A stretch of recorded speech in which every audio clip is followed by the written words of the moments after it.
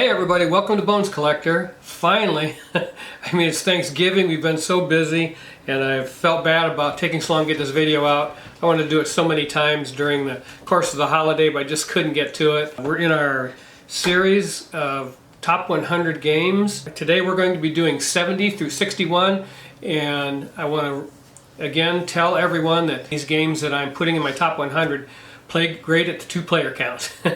And that's what I'm concerned with most of the time, because that's how we play games. So all of these games I'm telling you about play great at the two-player count. But if you have any questions or comments about the games after the video is done, please feel free to ask questions or comment on the video, and we'll try to get back to each and every one of you. Number 70 is Raja of the Ganges. Raja of the Ganges came out in 2017. It is for 2 to 4 players by Inca and Marcus Brand. I do not possess this game.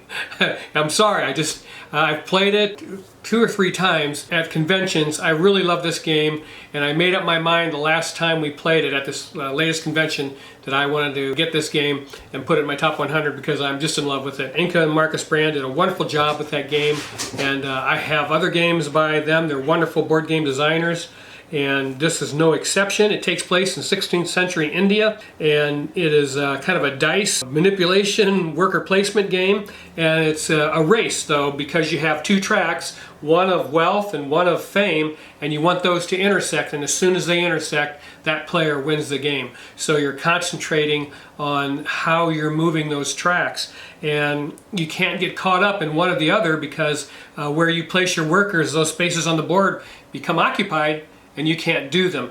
So if the worker space is going to give you a wealth action of some sort and it's taken, you're going to have to go for the fame points on that particular worker placement or that particular turn or whatever. But it's a race game, and it's just wonderful. You've seen other games use that mechanism, so it's pretty cool. There's tile placement and route building in the game that's also intriguing, and I just love Raja of the Ganges. I just don't have it, and it's such a great feeling of trying to have enough dice to take and do what you want to do in this game. Many times I went to take a turn or an action, and I have to spend the time to go get more dice, and that's the crunch of this game. I have played this game at 4-player count, and I liked it. And then later on we played it twice or 2 or 3 times at 2-player count, and I decided, yeah, I really like this game, so I'm going to pick it up as soon as I can, but I don't currently have it. I apologize for that. We'll try to put a picture up on the screen, or a picture or two, to kind of give you an idea about what the game looks like. But that's Raja of the Ganges by Inca and Marcus Brand, and it's just a lovely super game. Okay, I do have the next game. It's called Chimera Station, and Chimera Station was published by Tasty Minstrel Games, and it came out in 2017, and I was surprised at how many games on this particular 10 came out in 2017. It's kind of freaky, but it just turned out that way. I didn't plan it like that. And Chimera Station, it plays 2 to 4 players. It was designed by Mark Major, and it takes place in space, which I usually don't like space games, but this is a unique worker placement game. In this game, you have your workers, you can modify them, and that's pretty cool. You get to buy different parts or acquire different parts by laying tiles on the board in space. And this, I don't know if it's a space station or what, but you're laying tiles on the board, and you can get and receive these worker placement parts, not only from doing that, but in other areas of the board also, that you build on your workers. So you can have a worker that does different things, and when you place that worker according to how that worker is built, it is what's going to pay you points or benefits, food, whatever. And you do have to feed your workers in space. They get hungry in space, so you do have to feed them. But you can actually get a piece to put on your worker, this plant thing that you put on your worker, that you don't have to feed them then, that particular worker. And that can really be a benefit, and I would suggest doing that with at least 1 or 2 of your workers. But the big thing I wanted to say about Chimera Station, this is such a combo game. You know, there's worker placement, tile placement, and there's a turn order, claim action, and different worker types because of how you build them. But you are always thinking about how you can combo in this game, because you can really get carried away with a combo in this game, especially towards the end of the game. And of course, the player with the most points at the end of the game is going to win. But those combos is so cool to be able to do that. I mean, you can put brain parts on your worker to give you extra points and even double points in some cases. There's some cards, a deck of cards where you can acquire different things that help you out in the game, different bonuses, and the cards do give you end game bonuses, and that's hugely important in this game. So yeah, Chimera Station, I've played it over and over. I enjoy it. I love it. It's in my top 100, and I wanted to tell you about it. It's, again, I love worker placement, but this is such a unique twist. That's the word I was looking for. Such a unique twist on worker placement, because you're actually building the worker in different ways. So each one of your workers may have different components, so they do different things when you place them on the board. Really, really twist your mind to try and think about the best way to use those. So yeah, that's Chimera Station. Man, I love that game. All right, number 68 came out in 2017 also, and that's Gentes Deluxified by Stefan Risthaus, and it plays 1 to 4 players, so there is a solo variant. And in the Deluxified edition like this one, it comes with a folded space organizer in the box, and that's pretty cool. And the production of this game is off the charts. It's my favorite Deluxified edition by Tasty Minstrel Games, and they've done several. I really, really enjoyed what they did with this game, and it's an ancient civilization builder, which I like civ builders anyways, and it has a timing mechanism in it that when you select action tiles, they cost so much in time. It has a time track where you have to place hourglasses. If you select certain actions that take a lot of time, you can fill up your time track quickly in that round, and the other player may get 2 or 3 more turns because they've planned better than you. They've selected different actions that take less time, so they're going to have more turns. So that may be something that happens in the game, and that makes it very, very interesting. And whenever you select those actions, you pay in time, and then also you're going to be training and educating your population on your player board, and you have these populations that 2 per track, 2 different populations per track, and you have to have your population up a certain amount in order to select some of the cards or do some of the things in the game. And at certain times in the game, you may have to move one of your population up a couple to satisfy a requirement of something you want to do, which may push the other one down, and then you're going to have to put that one back up at another time, and so forth. So it's a tug of war with your population on your player board as far as education and training, and it's really, really a cool mechanism. I really love it in this game, and I mean, we just really enjoy it. I've not played the regular edition. I don't know what the differences would be, so I couldn't say. But this is still available, this Gentes Deluxified. We looked today, it was available on Cool Stuff. It's not cheap. Maybe you can find it on the used market someplace, but it's a wonderful game by Stefan Risthaus, and it's called Gentes. Okay, what's next? All right, game number 67 by Bezier Games, Subdivision. Subdivision is a 2014 production, and it's for 1 to 4 players, so there is a solo variant, and that's kind of nice. I like it when there's a solo variant in games, because I hear so many times from people online that they don't have someone to play with, and they really like being able to play some of these games. So it's nice when there's a solo variant in there. Subdivision was developed and designed by Lucas Hedgren, and is a tile placement, tile drafting, and die rolling game. By die, I mean 1 dice. And I love this game. It reminds you of Suburbia, which is insanely popular, but I preferred this game because in Suburbia you have a sprawling field of play that just grows and grows. You just lay those tiles out and they just grow. In Subdivision, you're building a subdivision on a board, so you are restricted by the player board, and you have a die that's going to be rolled, and both players have to use the color that comes up on that die, and whatever color comes up on the die, that's where you must place your next tile.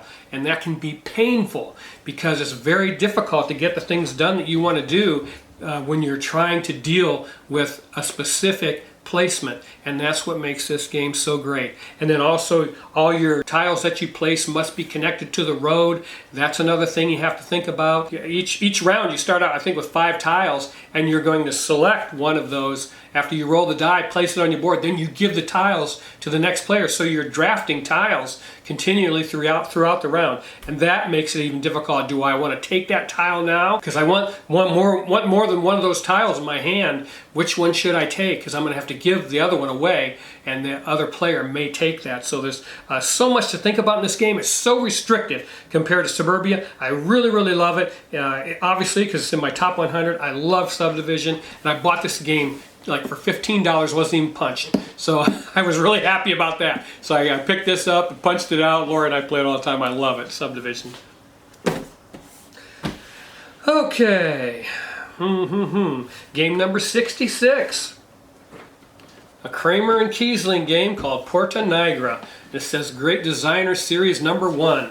My favorite board game designer is Michael Kiesling. I just love the games that he designs. It came out in 2015. It plays 2 to 4 players, as I said, from Kramer and Kiesling. It's an ancient city building theme. I love that. And you're going to be developing area majorities in the board. You have a master builder on a horse that moves around a circle on the board, and wherever quadrant you're in, you have to select those particular colored tiles. You have a player board that organizes the color of those tiles for you, and every place you try and place tiles on the board, they have to be a certain color, and that's the meat of this game. It's so interesting, and you acquire bonus cards that are available to you, and then also you have a hand of cards. You take 2 of them and you can play one or the other, and then once you play that card on your turn, you select another card, so you only ever have 2 cards in your hand. Once you've gone through your deck, I don't know if it's 10 or 12 cards, I can't remember, but once you've gone through your deck, the round is over, and you are allowed to take so many actions, which you can change with some other rules in the game. But well, for the most part, on your card you have torches at the bottom of your card. It's either 2 torches or 3 torches, and that's how many actions you can take. And you have little discs that, and I would suggest this when you're playing this game, you take that disc and cover up the torch once you've taken that action. Porta Nigra, oh my gosh, this game is amazing. And I say it every time I do a video. I think Cool Stuff is blowing this game out for $9 or $10 or something, and I picked it up at that dirt cheap price, and I'm glad I did, because every time I play it, I'm in love with it, and it's an incredible, incredible design by Kramer and Kiesling. I just love this game, man. It's awesome. And that's Porta Nigra. Okay, let's turn the page on my notes. All right, game number 65 is a game by Mac Gertz called Navegador. Navegador came out in 2010, so I think it might be the oldest game on of the 10 that I'm doing today. I think it is the oldest game of the 10 that I'm doing today. So this came out in 2010, plays 2 to 5 players. It's a nautical exploration theme. It has a token in it that's a Navegador that each player gets the chance to use. It's yours to use until you go around on the rondel and meet yourself. You have to use it before your next turn, otherwise you'll lose it. So that's an advantage token that you want to use whenever you possibly can. And while I'm mentioning it, when it gets towards the end of the game, it's best to have that Navegador token, because you're going to get an extra turn at the end of the game, and that can be crucial. So yeah, it's a rondel mechanism like I talked about, and Matt Gertz also did another game called Concordia, and we played Concordia quite a few times, and I like Concordia. It uses not a rondel but a hand management system, but I like the rondel better. I like Concordia. It was a very good game. I mean, Concordia is very, very good, and I really, really enjoyed my time with it, but when it came right down to it, I just like this game, everything about this game better. I like the rondel, working that rondel better, and I like the art in this game better. The theme of this game is nautical exploration, Portugal expanding there and gaining power. In the nautical sense, they have explorers that would go over to the New World and claim the land for Portugal. In this game, the board is a map, and it just looks like a map from that particular time period, which I really, really love. And then you have a player board that you're working also, but the rondel you're going to hate that rondel, because I don't care what you want to do, you're not going to be able to reach it on your turn. You got to move 1 to 3 spaces, or you can pay a ship off the board to move farther, and you're not going to do that, because that is painful, because those ships you have to pay to get new ships put on the board. Very difficult to give one of those up to move an extra space. So you're planning so hard. There's also a market of commodities on the board that you're going to manipulate. So there's a lot going on in this game. It was published by Rio Grande Games. This is Navegador. Oh, just love this game. It's incredible. Matt Gertz, Navegador. Okay, let's move on to number 64. And that is a game by Arv D. Fuller. I hope I said his name correctly. It looks German. I'm going to guess he's from somewhere in Europe. But Monasterium came out in 2020, one of the newer games on my list. This one and the next one, I think, are both from 2020. So Monasterium plays 2 to 4 players and is a Middle Ages medieval monastery theme. This game is incredible, I'm telling you. You are the dean of a cathedral school and you're sending out novices to get area majorities. It has a great dice rolling mechanism in it. You roll the dice and place them in each area according to their value. You can select 1 to 3 dice out of that pool of dice, and let's say you roll 4 4s. When you roll those dice, you can only select 1 to 3. You can't select all 4 of those. You can only take up to 3 of those dice. Then you place them on your board and you're going to take actions in that column, whichever that dice value is. And then also you have a die of your color, your player color, that is rolled in the total group. And whatever value that comes up, it gets placed in that group of dice also. And when you go to take dice from that particular number, you have to take your dice first. So it's really, really a unique and a wonderful mechanism in this game. And there's drafting and worker placement, and I really, really enjoy this game. The player board has all these novices or workers on it, and they're laying down, and I mean, I'm trying to think, there must be 20 or 16 or 20 of these things, and if you bump them, that's the only danger in this game. So one thing that I had a little bit of a gripe about is this needs some kind of an overlay made for it so that those workers, because they have to lay in these specific areas, because you can't use that power until you put that worker on the board. Until you use that novice or whatever, you don't get that benefit when you select that column for your actions. So you can't use that column, those actions in that column, until that guy's gone. And so you have these all over the board, but you're playing them one at a time out on the board. And if you happen to bump those, which we did, that's why I'm saying that. I don't know if my cat jumped up on the board or what happened, but it just went everywhere. And so you have to guess about putting them back and where you were in the game. But other than that, this game is magnificent. And the only problem is it's a little bit difficult to find. I think we looked it up today. It's in the BGG store for $60, and you're going to have to pay shipping on top of that. That was the only place I was able to find this game. We got it from Board Game Bliss up in Canada, I think, and this box is packed too. It's packed full of stuff. So, I mean, it's a great game if you can get it. Sometimes games like this can be difficult to find. And it's readily available in Europe, and we were able to get a copy over here. So yeah, that's Monasterium, came out in 2020. I just love this game. It's a really, really good time. Okay, number 63, Paris. This is Paris, and it came out in 2020. 2 to 4 players, Kramer and Kiesling design. Whenever I see that they've got a new board game, I'm going to play it. And there are games that they have designed that I didn't care for. But most of the time, I really, really love their games, and Paris is no exception. This is 19th century Paris, and you're building up the city. It's an economic city building game. You're trying to get area majority and influence, and there's a set collection thing going on. Has a bonus track that goes out around the board, but you have the Arc de Triomphe in the center of the board, and you're placing keys on the board in different areas, again, trying to get a majority so that you can get the bonuses of that area. And you play the role of a wealthy real estate investor, and you're trying to make a profit developing buildings and so forth to be able to upkeep iconic Parisian landmarks, because that's how you score a lot of points at the end of the game. So yeah, that's what you want to do in this game. It's a wonderful production. I mean, the game is amazing. There is a deluxe version of this, but I don't know what you would deluxify about it, because this is the standard edition, and wow. Yeah, it's magnificent. Nice thick tiles and just a beautiful board game. So yeah, Kramer and Kiesling. Oh, it's published by Game Brewer. I like the art on the front. And you have a little building that you hide your money and stuff so people don't know what all you've got behind there. But yeah, that's Paris. I love this game. Came out in 2020, and it's Kramer and Kiesling. So sometimes I guess I'm predisposed and I've always got a positive attitude when I go in and play one of their games, and that probably helps. But yeah, an excellent game, Paris. Number 62 on my top 100 is a game called Russian Railroads. Came out in 2013, 2 to 4 players. It was designed by Helmut Ole and Leonard Orgler. And this obviously is a train industry theme game. It has worker placement.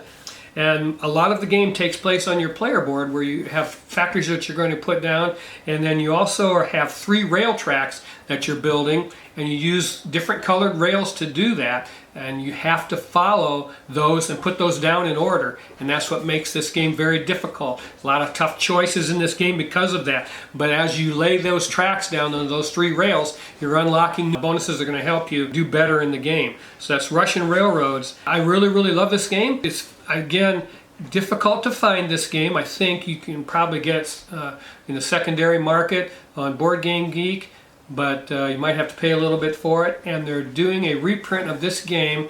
I don't know when. So if you don't want to pay that high price, you're probably going to be able to get the reprint for a reasonable price, because it is worth it. It's a wonderful game. Again, any game in my top 100 is incredible. Russian Railroads is no exception. Came out in 2013. Love that game. Okay, my last game on the list, number 61, is Riverboat from 2017. This is another 2017 game. What a great year. And plays 2 to 4 players, and you're farming on the banks of the Mississippi River. This game is designed by Michael Kiesling. Oh, I just love this game. The art is by Clemens Franz. He of Agricola and a lot of Uwe Rosenberg's games and a lot of board games in general. So Clemens Franz does the art, which is magnificent, as you can see by the cover. Oh, I just love this game. And in this game, in the beginning of each round, you have phase tiles that you're going to select, taking turns selecting them, much like in Puerto Rico. You're going to take turns selecting those phase tiles, and then you do those phase tiles one at a time in numerical order. So when you're choosing them, you have to think about that. Plus, on each one of those phase tiles is a bonus. Maybe a coin, which is huge, or maybe a point, or moving your harbor master 1 space, which is very important. So there's different benefits given to you for whatever phase tile you select. So you have to think about, which one do I want because of that benefit, and then also what is the action of that phase tile.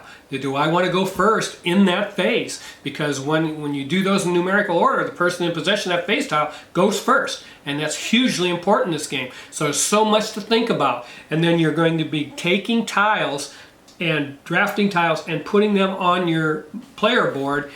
Well, excuse me. First, you're going to be placing workers, and you do that with a deck of cards. So you have workers you're going to place out in the field, and once you place those workers in the field, the next phase is to select and draft tiles and place those tiles underneath those workers where you put those workers on the board. And it's very important where you put those workers, because you're trying to build patterns out there to score points. So it's very difficult decisions to make. As you're farming those goods, you want to send them off to New Orleans, ship them off, and you have a harbor master that you're going to buy ships and put them on the top of your player board that have points on them, and you only get those points if your harbor master has met that ship or exceeded it. So that's something you have to think about during the whole game, how far and how you're going to be able to push that harbor master, and you'll be drafting cards for end-game bonuses or in-game bonuses both. So it's just a magnificent conglomeration of mechanisms that help, and the rule set is relatively easy to learn. I mean, it's a pretty simple game, but the thought processes involved in playing it are intriguing. So that's why Riverboat is number 61 by Michael Kiesling, my favorite designer. I just love that guy, and I love this game, Riverboat. And again, I just want to take a minute and let you know how this top 100 was developed. These are games that play great at 2 players, unless I tell you that I've played them at other player counts, which most of them I haven't.